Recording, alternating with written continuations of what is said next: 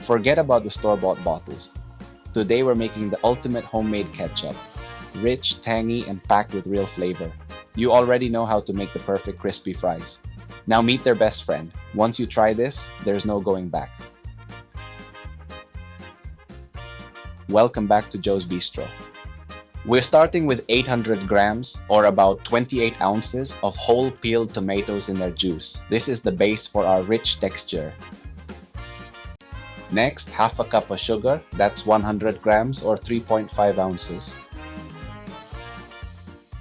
Then 120 grams, about 4.2 ounces of finely diced white onion. Now add 120 milliliters or 4 fluid ounces of apple cider vinegar for a healthier, delicious tang. Next, we have half a tablespoon of homemade garlic powder and half a tablespoon of freshly cracked black pepper. Now grab your immersion blender and process the tomatoes right in the pot until they are completely smooth.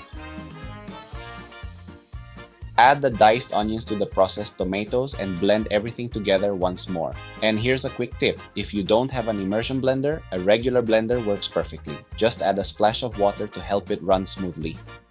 Take your time with this step and blend everything calmly. Every now and then, stop and check the consistency with a spoon to make sure both the tomatoes and onions are fully incorporated. We want to eliminate any remaining lumps or unblended pieces to get that perfect silky texture. Don't worry about the rest of the ingredients just yet. We will add them later once we start cooking the sauce on the stove. Once everything is thoroughly processed, we move on to straining the raw sauce into another bowl. The main idea here is to achieve a flawless professional result that is completely free of any tiny lumps, tomato seeds, or unblended vegetable pieces. Taking the time to do this ensures our final product will have that iconic velvety texture we all love in a great ketchup. It's an extra step, but trust me, it's a total game changer.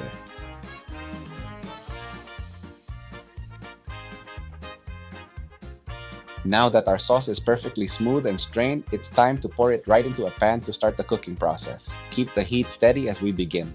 Now it's time to bring this sauce to life. We're adding the rest of our ingredients. That half cup of sugar, the white onion, the apple cider vinegar, and our spices. The homemade garlic powder and freshly cracked black pepper. Give it a gentle stir so everything incorporates beautifully. At this point, I'm also adding a pinch of salt to balance out all those rich flavors. The secret here is to keep the heat nice and low. We want a gentle simmer so the ketchup slowly reduces down, thickening up perfectly without any risk of burning at the bottom of the pan. I wish you could smell this right now. The aroma coming off this pan is absolutely incredible, you guys. It's absolutely delicious. As you can see, the ketchup is bubbling gently now. It's crucial that we stay right here and keep stirring constantly with our metal spoon. Since the sauce is reducing and the sugars are concentrating, it can easily burn if left unattended. I like to test the consistency along the way, watching how it coats the back of the spoon. You can already see how it's starting to thicken up beautifully and get that perfect body. Let's switch over to the Bistro Cam for a closer look. From this angle, you can really appreciate how the sauce transforms throughout the entire cooking process. Notice how the color deepens into a rich, dark red, and that beautiful glossy shine starts to develop. As it bubbles away, it loses that raw look and turns into a luscious, concentrated paste. This is exactly what patience tastes like in the kitchen, and look at that gorgeous texture we're getting. After about an hour on the stove, our sauce is finally done and ready to be transferred into a container. It has reduced beautifully.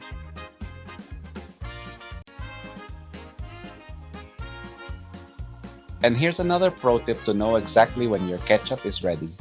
Just place a small spoonful onto a plate and tilt it vertically.